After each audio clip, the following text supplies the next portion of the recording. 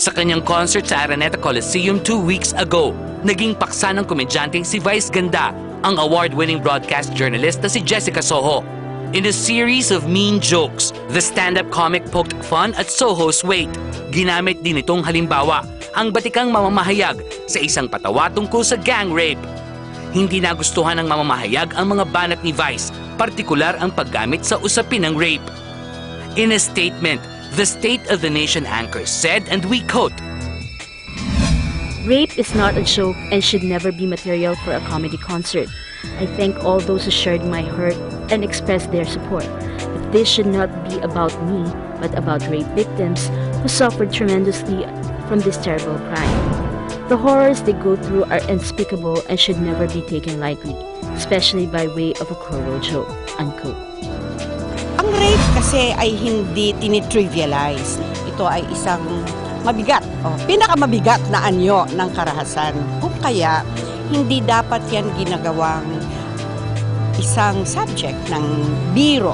Sa kanyang programa noong Miyerkules, nag-public apology si Vice Ganda.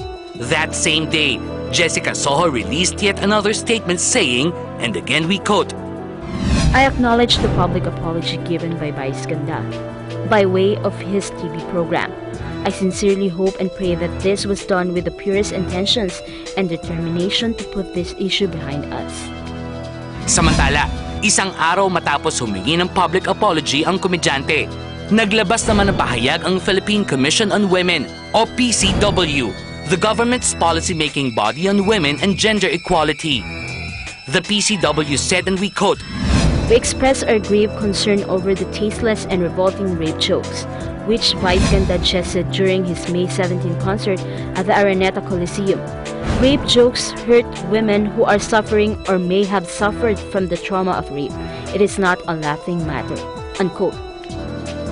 Samantala, kaugnay ng naganap na kontrobersya, mabilis ring kumilos ang Movie and Television Review and Classification Board or MTRCB.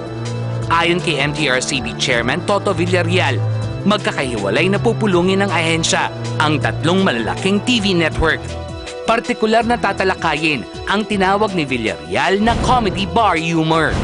Napapanood niya ngayon sa telebisyon ang ganong uri ng pagpapatawa at posibleng hindi ito angkop sa mga batang nanonood.